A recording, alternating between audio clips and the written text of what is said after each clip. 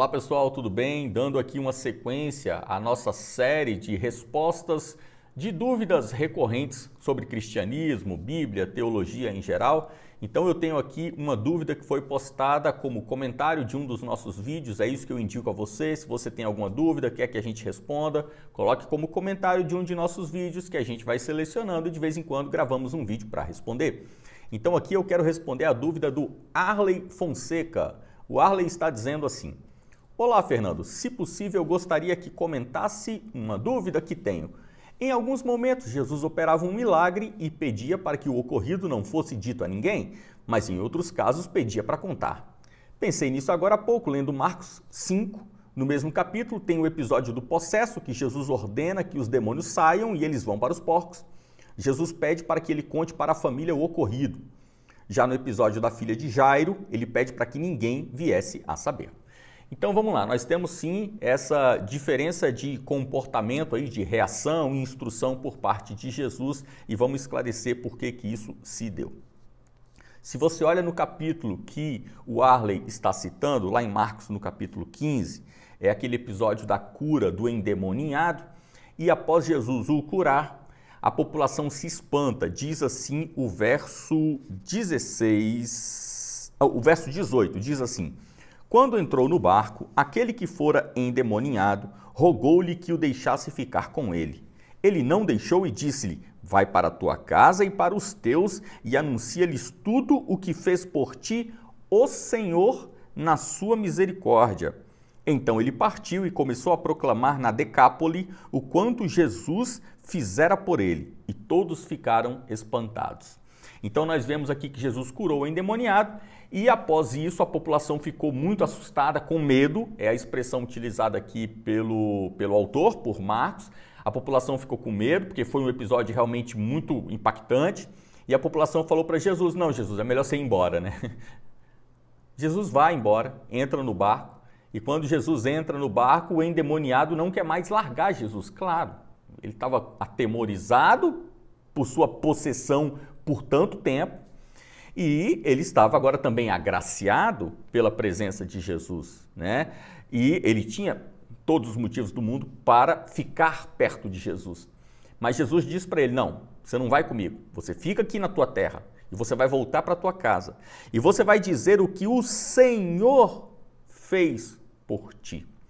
Aqui nós estamos no início do ministério de Jesus e Jesus está dando uma instrução para aquele endemoniado de que ele deve anunciar o que o Senhor. A expressão Senhor é uma expressão muito significativa aqui no início do ministério de Jesus, porque o Senhor é justamente o reconhecimento principal que todas as pessoas e cada um deveria ter para com aquela pessoa humana comum de Jesus Cristo.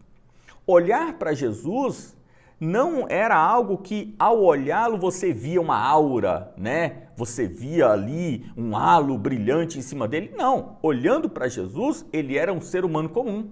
Tanto que João Batista não reconhecia quem era Jesus por ter vivido longe dele por tantos anos. E João Batista precisou que o Pai, Deus, enviasse um sinal para que João Batista reconhecesse quem era Jesus. Então aqui, Jesus está dizendo para aquele ex-endemoniado de que Jesus era o Senhor. Claro, o endemoniado já tinha entendido isso pela sua própria libertação, mas Jesus estava pedindo para que ele fosse para sua casa e anunciasse que aquele Jesus, aqueles que alguns dizem que é um profeta, que está pregando por aí, curando enfermos, expulsando demônios, ele é o Senhor. O Senhor é uma expressão utilizada em toda a cultura judaica para se referir ao Messias que havia de vir. E esse Messias que havia de vir, ele também tinha um Senhor, que era Yahvé. Então, Yahvé enviaria o seu Filho para a salvação da humanidade. E Jesus está dizendo: eu sou este verbo encarnado. Vamos guardar essa passagem aqui e vamos para outra? Se você ler junto comigo, lá em Mateus, no capítulo 4, em Mateus 4 diz assim, Mateus 4, 23, Jesus percorria toda a Galileia, ensinando em suas sinagogas, pregando o evangelho do reino e curando toda e qualquer doença ou enfermidade do povo. Sua fama espalhou-se por toda a Síria, de modo que lhe traziam todos os que eram acometidos por doenças diversas e atormentados por enfermidades, bem como endemoninhados, lunáticos e paralíticos, e ele os curava. Seguiam-no multidões numerosas vindas da Galiléia, da Decápole, de Jerusalém, da Judéia e da Transjordânia.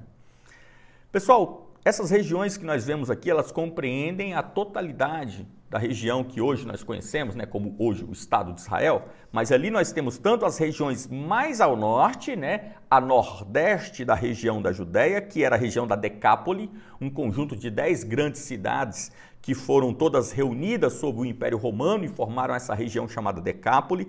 Temos também Jerusalém e a Judéia, que é a região mais abaixo do reino. Aqui nós vemos que Jesus, ele logo no início do seu ministério, veja, aqui esse texto está contando algo que compreende um tempo inicial do ministério de Cristo, e após esse texto, o evangelista Mateus coloca aqui a descrição de como foi o Sermão da Montanha. Aqui nós estamos no início do ministério de Jesus. Aqui já dá para a gente entender tudo. Nós temos no ministério de Jesus uma preocupação da parte do Cristo de administrar os acontecimentos, porque Jesus sabe que o seu fim será, ele será traído, ele será entregue ao poder romano e será morto, crucificado. Então, isso ele sabe. Agora, isso tem um tempo para acontecer, isso não pode acontecer a qualquer momento. O apóstolo Paulo, por exemplo, tem uma expressão que ele utiliza de que Jesus foi enviado na plenitude dos tempos. Ou seja, quando o tempo se completou à perfeição, Deus Pai falou, agora é a hora de enviar o meu filho. Da mesma forma que o Pai, na hora perfeita, lá no sacrifício de Isaac, ele ordenou que o mesmo Jesus, diz a palavra, o anjo do Senhor, bradou em alta voz, não faça isso, impedindo que Abraão matasse Isaac na hora certa. E ali na hora certa, Deus envia o seu filho. Deus não poupou o seu filho como poupou Isaac. Ele mandou o seu filho, mas o seu filho tinha a hora certa para passar por sua paixão. Quando Jesus passa a realizar essa série de milagres, ele passa a ser reconhecido e a sua fama se espalha por toda a região do reino da Judéia. Então nós temos aqui um episódio que Jesus precisava controlar. Porque se, como muitos achavam, Jesus era um rebelde, um revolucionário que viria para tomar o trono do reino da Judéia e assim apartá-lo do Império Romano. O Império Romano, você sabe, ele pegava desde a Espanha e da Itália, passando por toda a Grécia, os países do norte da Ásia Menor, como onde hoje é a Turquia, pegava a região de Israel, pegava a Síria, a Pérsia, pegava o norte da África, tudo isso era o Império Romano. Se Jesus viesse como um rebelde para criar uma revolta e libertar o povo judeu, o Império Romano teria dentro do seu território um reino, o reino dos judeus, que seria destacado do Império. Obviamente, você teria, guerra, uma guerra não uma guerra civil entre os judeus, mas uma guerra civil entre as comunidades romanas. Então Jesus precisava ter muito cuidado quanto a isso, porque se ele perdesse o controle da sua popularidade, a sua paixão seria adiantada e isso não pode acontecer. Então o que nós vemos é, Jesus em alguns momentos, ele vai ordenar que o curado, o liberto, vá para a sua casa, para os seus, para a sua aldeia, para a sua cidade, e anuncie que aquele Jesus, o filho da moça virgem, que dizem que veio lá de Belém, de Nazaré, que aquele homem, ele é verdadeiramente o filho de Davi, o ramo de Jessé. Ou seja, a profecia dos profetas de vinda do Messias se cumpriu, está se cumprindo na pessoa dele. Jesus ordena que isso seja dito, anunciado para um público em específico. Mas Jesus ainda não queria que Roma, a capital do império, soubesse e isso atrapalhasse os planos de seu pai, porque Jesus vem para realizar à perfeição esses planos. Então, o que nós vemos aqui em todos esses episódios é, na verdade, essa administração que Jesus vai fazendo de acordo com a sua administração para controle do tempo de anunciação e realmente a revelação de que é chegada a hora, como realmente foi no final.